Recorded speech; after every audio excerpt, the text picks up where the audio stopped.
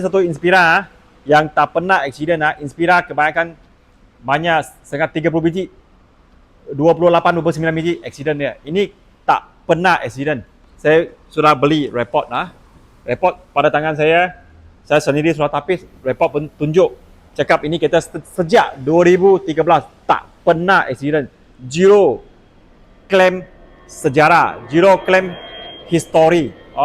So you orang boleh senang hati, tak pernah accident. Okey, Malaysia pembayaran denda ini saya sudah convert Mitsubishi Lancer punya salon.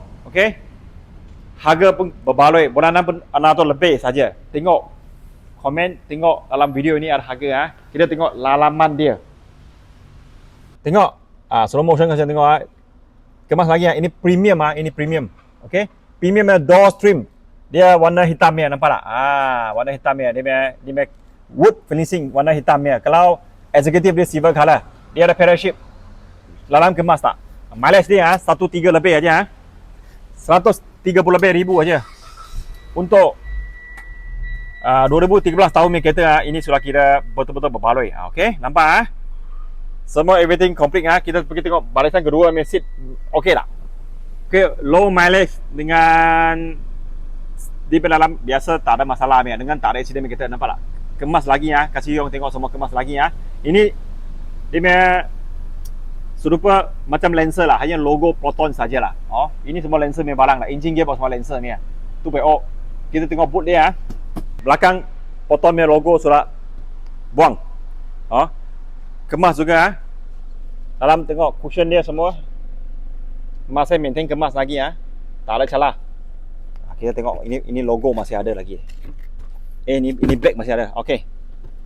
Original punya gam ini memang macam ni. Ini original jangan salah faham ini accident Ini original kiri kanan Ini two back pun masih ada. Ini yang 100% original sebab report ada tangan saya sudah tengok. Saya sudah cek semua. Kita pergi tengok engine dia. Okey, tengok lepas semua original lagi panel pun macam original. Beli Inspira mesti nak jaga. Kebanyakan semua kasar, mileage tinggi, accident dia. You orang kalau takut ini kereta ngam you orang. Saya hanya jual kereta yang macam ni, kualiti macam ni, harga pun macam ni. Saya tak mau compare dengan orang lain. Dia orang kadang-kadang harga tak boleh dengar punya.